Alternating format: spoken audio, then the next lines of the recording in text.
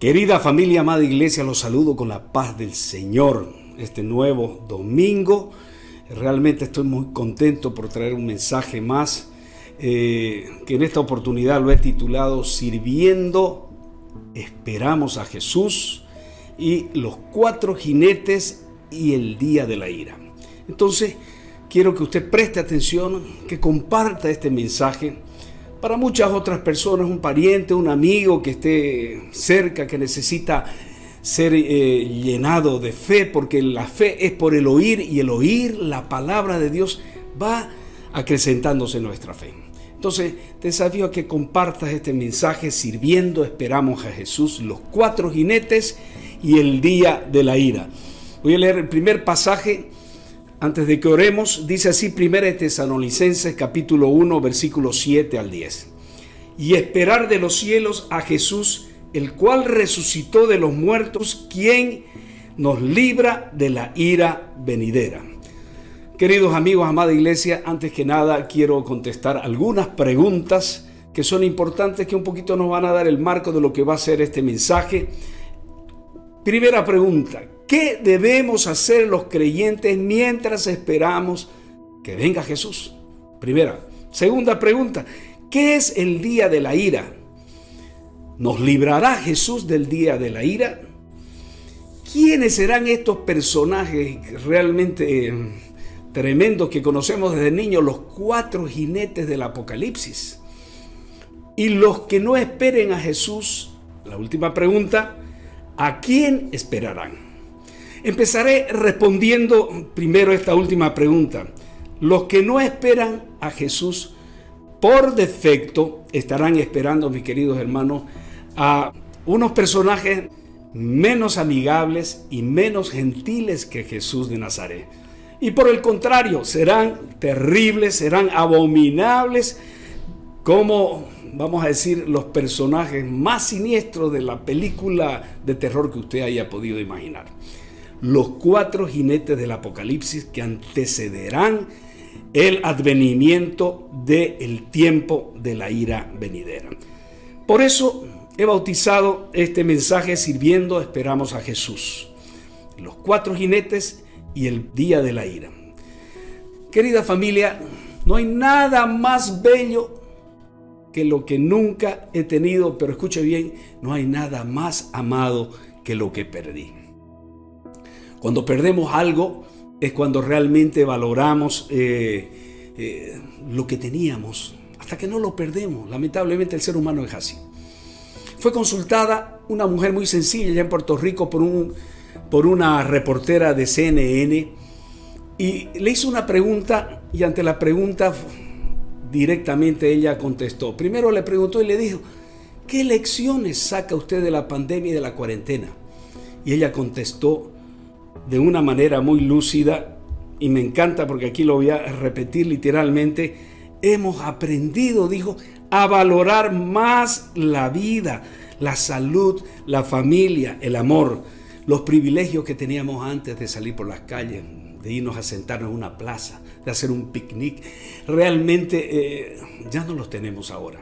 Entonces valoramos esa pizza, ese momento hermoso del domingo después de ir a la iglesia, reunirnos con la familia, comernos una pizza, una hamburguesa o cualquier cosa sencilla. Pero ¿sabe qué? No los tenemos ahora. El disfrutar de nuestros nietos, chochear con ellos, por este momento no los tenemos. Visitar a nuestros padres, a nuestros abuelos, tampoco lo podemos hacer. Algunos que han tenido que despedir a sus abuelos a través de una pantalla de teléfono o de iPad. Triste. Entonces, amados hermanos, vemos algunas lecciones aquí que debemos tomar en cuenta. Primero, Dios nos está llamando para hacer algunas reflexiones, un examen de conciencia. ¿Será que distinguíamos lo que es precio y valor en este tiempo antes de la cuarentena? ¿Será que sabíamos enfocar cuáles son las cosas urgentes y las cosas importantes verdaderamente en la vida? ¿Será?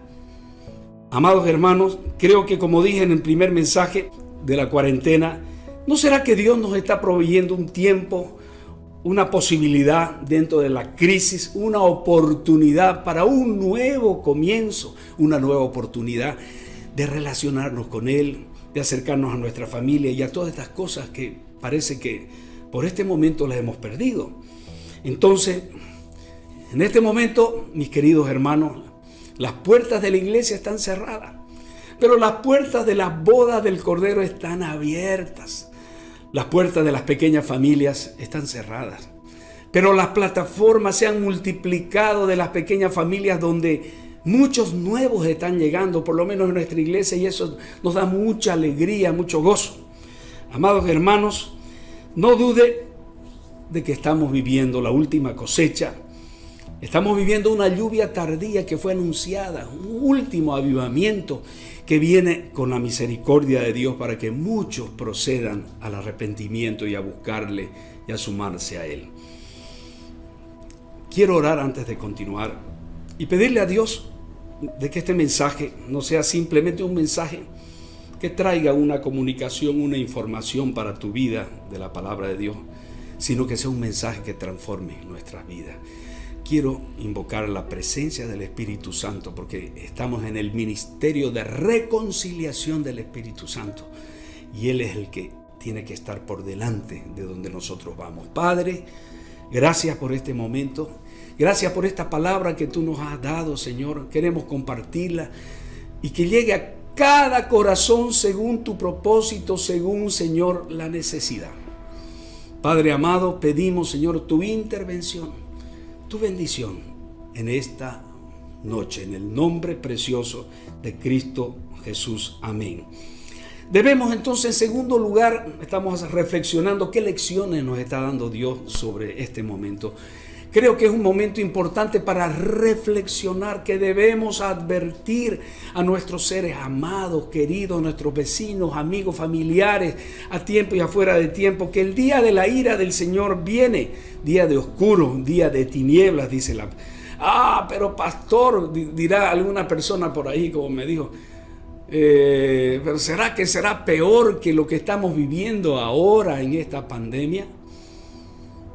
Y yo escuché de un siervo de Dios que admiro mucho, un pastor Adrian Rogers, de quien he prestado algunos conceptos. El bosquejo es mío, pero algunos conceptos para enriquecer este mensaje. Él decía algo interesante. ¿Sabe qué?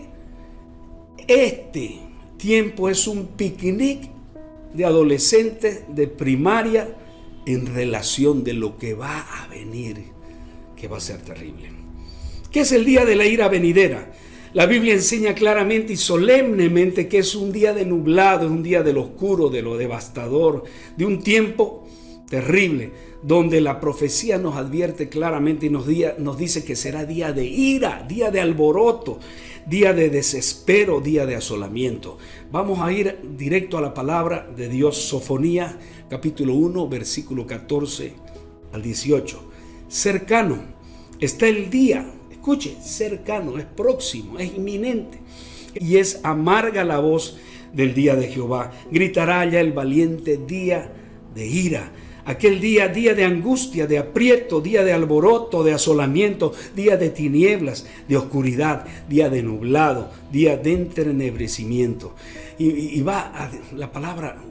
profundizando, dice que ni su plata, ni su oro de muchas personas que estarán corriendo de un lado para el otro, dice, los podrá librar en el día de la ira, dice, pues toda la tierra será consumida por el fuego de su celo. Un tiempo como nunca antes ha vivido la tierra, mis queridos hermanos, ni la vivirá desde los tiempos iniciales de la historia. No habrá un tiempo como este, es lo que nos dice Jesús y es lo que nos dice la palabra. Jesús nos decía en Mateo 24, cual no ha habido desde el principio del mundo hasta ahora, ni habrá. Pero veamos qué nos dice Apocalipsis 6, versículo 15 al 17. Y los reyes de la tierra y los grandes y los ricos, los capitanes, los poderosos, y todos los siervos y los libres se escondieron en las cuevas y entre las peñas de los montes y decían a los montes y a las peñas, caed sobre nosotros y escondámonos del rostro de aquel que está sentado sobre el trono, de la ira del Cordero, porque el gran día de su ira ha llegado. ¿Quién podrá sostenerse en pie? Fíjese lo que dice la palabra, se puede imaginar, dice, el día de la ira del Cordero. Ira, Cordero. El Cordero era el Cordero de Dios que quitaba el pecado del mundo, que fue como oveja al matadero, pero ahora vendrá con una gran manifestación de poder y de ira. El gran día, dice versículo 17, dice, de la ira del Señor ha llegado. ¿Quién podrá sostenerse en pie? Siempre, mis queridos amigos, hermanos que me están siguiendo, he estado recordando que hay 5 eventos que un poquito, digamos, tenemos que conocer para estos tiempos. Primero, la tribulación, que es prácticamente lo que estamos viviendo, el momento de aflicción, de tribulación. Pero después viene el rapto de la iglesia, el arrebatamiento que se llama. Y mientras hay el arrebatamiento, hay un tiempo donde vendrá la gran tribulación. De eso hablé en el mensaje anterior. Pero antes del día de la ira del Señor vendrá la manifestación de 4 personajes siniestros que voy a hablar de aquí a poco, que serán los jinetes del Apocalipsis. Entonces, amado hermano, antes ellos precederán la ira del Señor, el tiempo de la ira. Entonces, y si presta atención, amados hermanos, en las señales que vienen manifestándose, usted podrá escuchar ya ahora el trueno del relámpago allá en el horizonte, el sonido del galopar de estos 4 jinetes nefastos que vienen.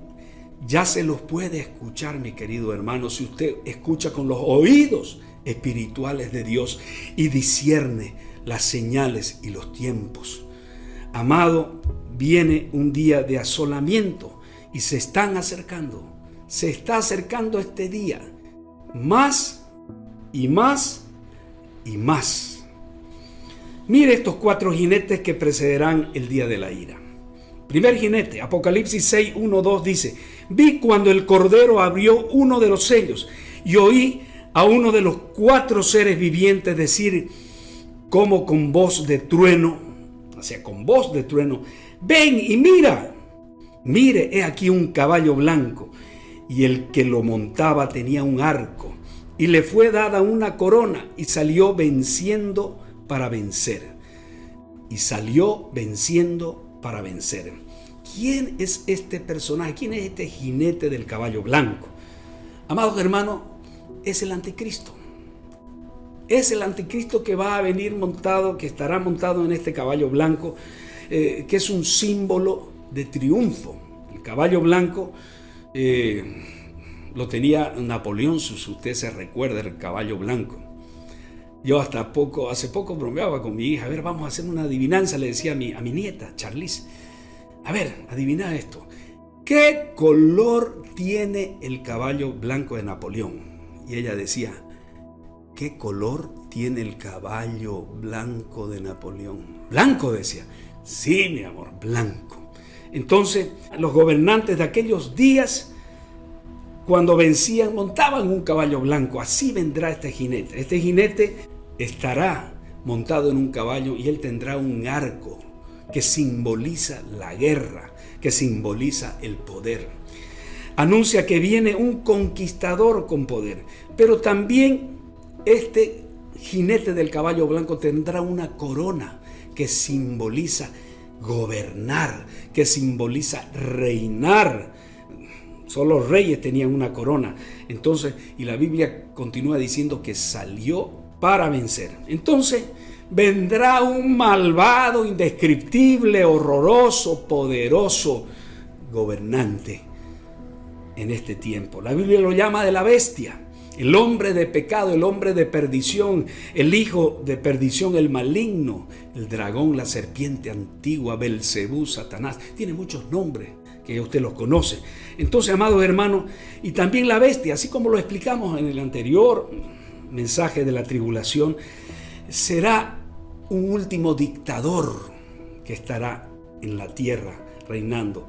Será un gobernante civil a nivel mundial. Él estará en su caballo blanco, tendrá su arco y la corona sobre su cabeza. La Biblia dice que él saldrá para vencer. Mire usted lo que dijo Jesús ya pronosticando, profetizando esto. Dijo: a mí, yo he venido en el nombre de mi Padre y no me recibís, pero recibiréis a otro cualquiera. Qué triste. Qué triste. Juan 5:43, yo he venido en nombre de mi Padre, de Dios, y no me recibís. Si otro veniere en su propio nombre, a ese recibiréis.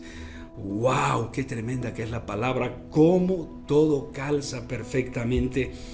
El antiguo, el nuevo, también las profecías de los libros escatológicos de lo que va a suceder. Apocalipsis capítulo 13 dice: y adoraron, en vez de adorar a Jesús, dice: y adoraron a la bestia, diciendo: ¿quién como la bestia? ¿Y quién podrá luchar contra ella? Amados hermanos, el anticristo cabalga un caballo blanco. Permítame decirle algo interesante. Usted sabe que hace unos años atrás fue donada una simbología con una escritura para que sean colocadas allá en Naciones Unidas. Y una escritura que decía: el caballo blanco como un mensajero de paz. La Biblia dice que acerca de este anticristo, él no usará la guerra en un comienzo, usará la paz para destruir a muchos por medio de la paz. Es decir, que él vendrá como un Mesías mundial, ¿entiende? Permítame leerle esta inscripción que determinaron hace unos años atrás en las Naciones Unidas. El caballo blanco como un mensajero de paz. Pero me detengo ahí. ¿Qué simboliza la paloma? La paloma simboliza el Espíritu Santo. Entonces, amados hermanos, el diseño del caballo blanco fue donado con el objetivo de promover la unión de los 5 continentes y simbolizan la fuerza que deben tener para asegurar en este tiempo todo el dominio del nuevo orden mundial que será establecido en la tierra. Fíjese cómo ya todo se está preparando, mis queridos hermanos. En la cabeza, continúa diciendo la inscripción, en la cabeza del caballo el emblema de Naciones Unidas con 5 diferentes listones que simbolizan los 5 continentes. Las organizaciones mundiales reconocen a 5 continentes: Europa, África, Asia, América y Oceanía. Entonces, como verá, ya tiene un logotipo. El anticristo ya lo tiene. Un caballo blanco, como dice acá prácticamente. Naciones Unidas, por eso hoy es sujeta a muchas interrogantes, porque se han posesionado fuerzas muy oscuras en las Naciones Unidas. Las fuerzas izquierdistas, comunistas, a favor del aborto, a favor de la ideología de género, están incrustadas en la médula del corazón. Para que usted entienda por qué Trump y otros líderes mundiales están queriendo hacer otro organismo y queriendo salir de las Naciones Unidas. Están estudiando. Hay muchos líderes que están pensando, porque han visto que está tomado este organismo internacional que debería agrupar en buen espíritu el futuro de una humanidad libre y bendecida. Amados hermanos, Apocalipsis 6 dice: y salió otro caballo, bermejo, dice. Bermejo significa rojo. Y que lo montaba, dice, y se le había dado el poder de quitar de la tierra la paz y que se matasen unos a otros, y se le dio una gran espada. Entonces el primer caballo blanco significa dominio. Este caballo rojo significa destrucción, derramamiento de sangre. ¿Ha visto usted la estrella de la bandera comunista? Normalmente es roja y simboliza la sangre que se debe derramar para alcanzar sus preceptos ideológicos y sus objetivos nefastos.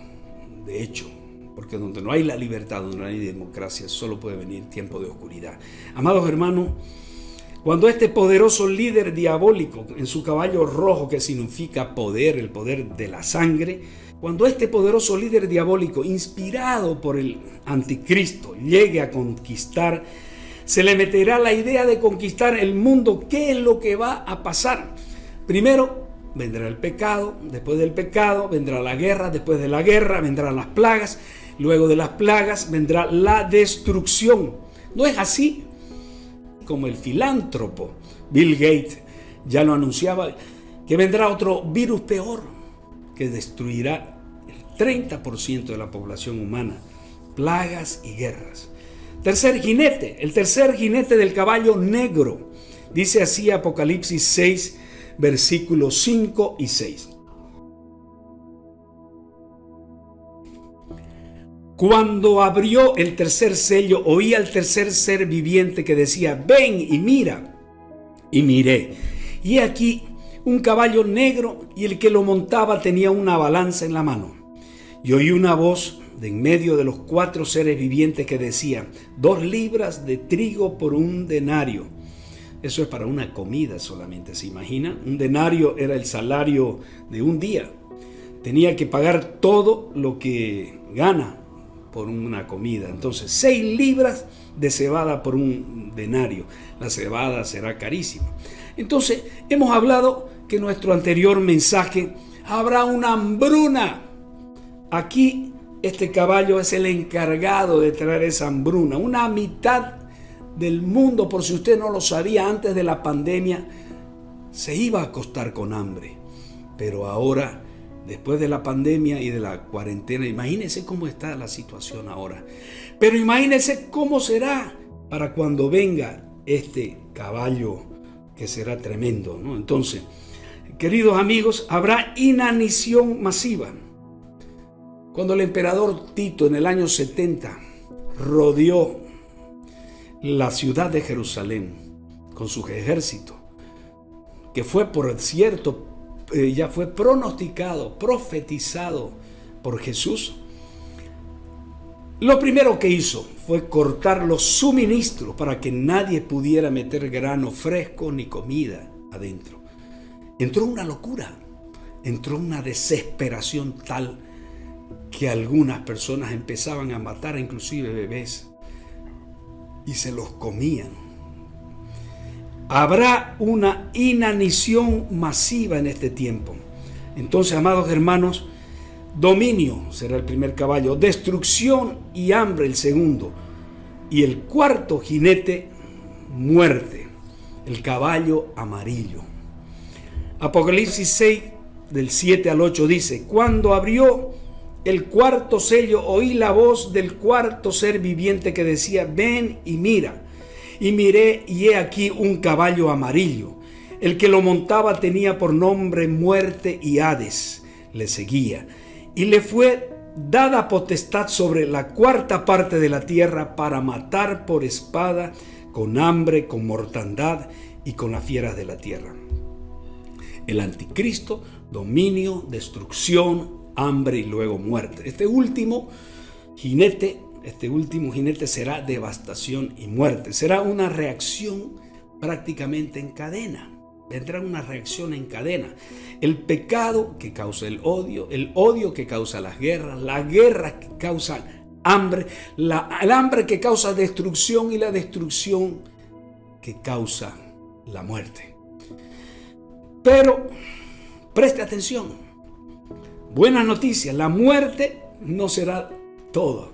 Digo buenas noticias, porque viene una peor todavía. Apocalipsis 9:6 dice: y en aquellos días los hombres buscarán la muerte, pero no la hallarán, y ansiarán morir, pero la muerte huirá de ellos. Si presta atención, amado, a las señales, a todo lo que estamos viendo, a todo lo que está sucediendo, ya podemos escuchar allá en el horizonte la venida de estos jinetes, de estos 4 jinetes del Apocalipsis. Ya podemos escuchar los truenos, la devastación que ellos traerán a su paso. Pero Jesús, amados hermanos, nos dice Y ahora sí es la buena noticia sin comillas. Jesús nos dice que a nosotros, a sus hijos, a la iglesia, librará de la ira venidera. Nos librará de la ira venidera. Pero Jesús nos librará de todos y cada uno de estos personajes. ¿Qué debemos entender y hacer? Ya voy concluyendo. Es importante tomar los atajos, como nos decía Pablo, y esperar de los cielos a Jesús su Hijo, el cual resucitó de los muertos, a Jesús quien nos libra de la ira venidera. Diga amén, diga aleluya, porque tenemos que regocijarnos porque Jesús nos va a librar. Pero es mejor que demos gracias porque solo Él y nadie más que Él podrá librarnos de esta ira. Debemos entender que nosotros estamos esperando a Jesús y no estamos esperando al anticristo. Estamos esperando a Jesús y no estamos esperando al anticristo. Algunas personas piensan que van a pasar por la ira, pero Jesús nos dice claramente que nos librará. Primera de Tesalonicenses 5, del 1 al 4, dice: pero acerca de los tiempos y las ocasiones no tenéis necesidad, hermanos, de que yo os escriba, porque vosotros sabéis perfectamente que el día del Señor vendrá, así como ladrón en la noche, que cuando digan paz y seguridad,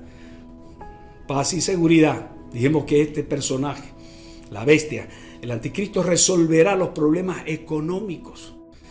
Dirán paz y seguridad, pero mire lo que dice la Biblia: entonces vendrá sobre ellos destrucción repentina, como los dolores de la mujer que está encinta. Mas vosotros, hermanos, no estáis en tinieblas para aquel día os sorprenda como ladrón. Versículo 11 dice: porque no nos ha puesto Dios para ira, sino para alcanzar salvación. ¿Lo ve, mi querido hermano? ¿Puede entender? La segunda venida de Cristo es un consuelo. Es un consuelo que tenemos que esperar, que tenemos que cuidar, que tenemos que aguardar, que tenemos que trabajar y esperar. ¿A quién? ¿A los cuatro jinetes? No, esperar a Jesús, que nos librará de la ira venidera. Pero ¿qué ocurrirá si nosotros no esperamos a Jesús? Sucede que en lugar de mirar hacia arriba, estaremos mirando hacia alrededor, hacia abajo, y estaremos perturbados, estaremos tristes, estaremos conmocionados, como muchos lo estarán en ese tiempo. Mas Dios no va a desatar su ira contra sus propios hijos, y ya lo demostró en Sodoma y Gomorra. Ya lo demostró. ¿Qué hizo Dios? Sacó a Lot. El ángel dijo a Lot: no puedo hacer nada hasta que tú salgas de aquí. No podía hacer nada. Entonces lo hizo también con Noé. Preparó a Noé, a él y a toda su familia. La ira será para los no creyentes, para aquellos que no quieren, para aquel soberbio, altivo, orgulloso que él cree que es dueño de la verdad y no hay otra verdad que la que él piensa. Será para ellos, mi querido hermano. Apocalipsis 3:10 dice: por cuanto has guardado la hora de mi paciencia, yo también te librará de la hora de la prueba, es decir, de su ira, mi querido hermano. Jesús regresa en cualquier momento. Y termino, cuarto y último. ¿Qué debemos hacer mientras esperamos a Jesús?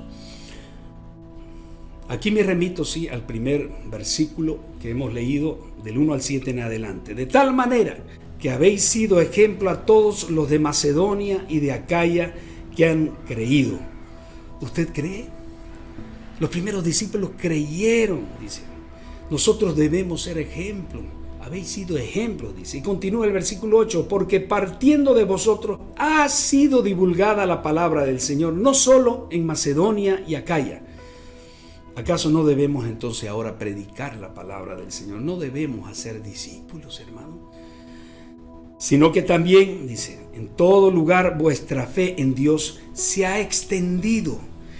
Hoy es tiempo para nosotros de extender las estacas, de extender la palabra de Dios, de modo que nosotros no tengamos necesidad de nada, Dice que cuando llegó Pablo, dice, no tenía necesidad de nada porque ya los discípulos, buenos discípulos, habían predicado toda esa región. Porque ellos mismos cuentan de nosotros de manera en que nos recibiste y cómo os convertiste de los ídolos a Dios para servir al Dios vivo y verdadero.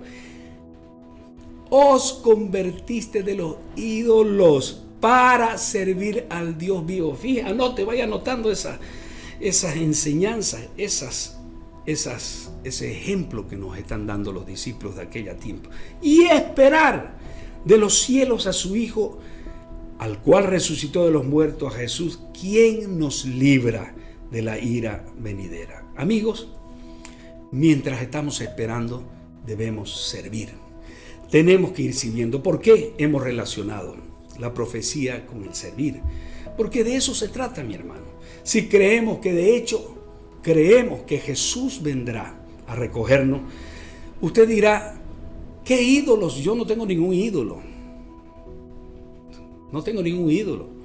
Pero quiero decirle que muchas veces solapadamente, ahí aún, nosotros de creyentes tenemos unos pequeños ídolos por ahí. Puede ser nuestro trabajo, puede ser nuestro ministerio, puede ser algunas cosas así que están por encima de Dios. Y escuche bien, todo, absolutamente todo, lo que ama, lo que sirve y confía más que al Dios omnipotente, es un ídolo. Y tenemos que renunciar a ello. ¿Cómo debemos servir? Cumpliendo la gran comisión. Primero, pedir la llenura del Espíritu Santo, porque no podremos predicar, hacer la obra de Dios sin la llenura del Espíritu Santo. Por eso que en Hechos 1:8 le dijo, y recibiréis poder cuando haya venido sobre vosotros el Espíritu Santo, y me seréis testigos en Judea, Samaria, Jerusalén y en los confines de la tierra. Entonces no podemos discipular ni ganar sin estar llenos del Espíritu Santo. Y las últimas palabras que dijo Jesús, id y haced discípulos. Es un tiempo para servir. Pastor, pero ahora estamos en cuarentena, en pandemia, ¿cómo vamos a discipular? Hermano, le doy la buena noticia, que nuestra iglesia, preocupada por eso, ha preparado toda una capacitación virtual para que usted sea ilustrado, sea formado como un hermano mayor y pueda discipular a un hermano menor. Pablo les dijo, os convertiste de los ídolos, y dice, para servir al Dios vivo, esperando a Jesús. Entonces, ¿cómo debemos esperar a Jesús? Discipulando, cantando, adorando, predicando. Hermano, servimos con un corazón alegre. Es un tiempo de volvernos a Él con gozo, porque no queda mucho tiempo. Que Dios te pueda usar, mi querido, en este tiempo. Esperamos hasta que Jesús venga y luego iremos a casa. Pero ¿qué hallará Jesús cuando venga? Si no te encuentras sirviendo, si no te encuentras predicando, si no te encuentras adorando, si no te encuentras discipulando. Pero hasta que Él venga, necesitamos hacer estas tareas a tiempo y afuera de tiempo. Uno gana uno. Empecemos con aquello pequeño y sirvamos al Señor. Este es mi desafío, servir al Señor. Voy a orar, pero no te vayas, que después de orar tengo una canción de las grandes bendiciones que Dios nos da cuando le servimos con un corazón entregado, apasionado. Dios necesita de gente con osadía para predicar, para discipular, para servir. Quiero compartir esa canción, pero vamos a orar antes. Padre, gracias te doy por este mensaje. Hay gozo en mi corazón, porque mientras esperamos, servimos. Mientras otros esperan, van a venir los 4 jinetes del Apocalipsis y la ira venidera, de la cual Jesús nos libra a todos los creyentes. Por eso que tenemos gozo. Pero queremos pedir por aquellos que no te conocen, por aquellos que están perdidos, aquellos que están sufriendo también en un hospital, en un lugar, Señor, de dolor. Pedimos que los alivianes. Y aquellos que quieren, Señor, esperarte a ti y no galopar que ya se avecina y que podemos escuchar de los 4 jinetes del Apocalipsis, quieren esperar a Jesús. Escucha y haz conmigo, querido hermano, esta oración. Di conmigo: Señor Jesús, te pido perdón por mis pecados. Y en esta noche te abro las puertas de mi corazón y te recibo como mi Señor y mi único Salvador. Escribe mi nombre en el libro de la vida, allá en el cielo. Amén y amén y amén. Que Dios te bendiga.